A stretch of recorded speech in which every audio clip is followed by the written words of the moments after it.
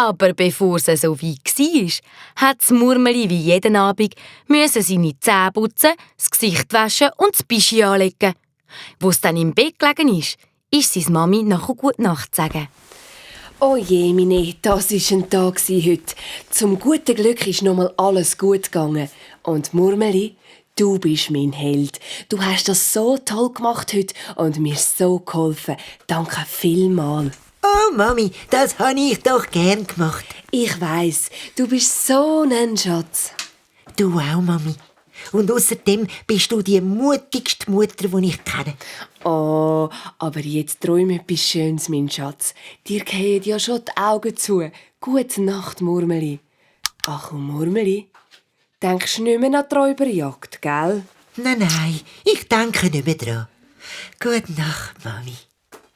Wo die Mami zur Tür ausgeht, ist sie beruhigt und die Welt wieder halbwegs in Ordnung. Wenn die wüsste. Oh, bin ich aufgeregt. Ich könnte gar nicht einschlafen, so nervös bin ich. Ich musste ein bisschen Theater spielen, dass sie nichts merkt. Sonst könnte sie die ganze Nacht kein Auge zutun. Das möchte ich ja auch nicht. Wenn es nur bald Mitternacht ist und es endlich losgeht.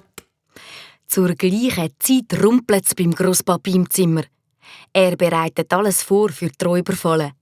Am Murmeli seine Mami läuft gerade vorbei, hört den Lärm und klopft an die Tür. Hallo, ist bei dir alles in Ordnung? Ja, alles bestens. Ich habe nur ein bisschen in meine Sachen genuscht. Und da ist mir etwas am Boden gefallen. Aha, also schlaf gut. Du auch. Und erhol dich gut von dem strengen Tag.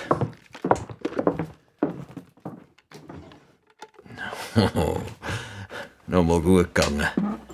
Zum Glück hätte sie nicht reinkommen. Das hat gerade noch gefehlt, dann hätte sie nämlich unsere Falle gesehen. Das läuft ja alles wie am Schnürli. Dann können das Murmeli und ich ja ungestört wegschleichen. Jetzt müssen wir nur noch hoffen, dass mein Sohn auch jemanden am Kopfküsse hören. Das ist dann auch tatsächlich so passiert. An dem Abend ist es ungewöhnlich früh ruhig geworden im Murmeltierbau im Stadtpark. Und das Murmeli ist tatsächlich nicht eingeschlafen.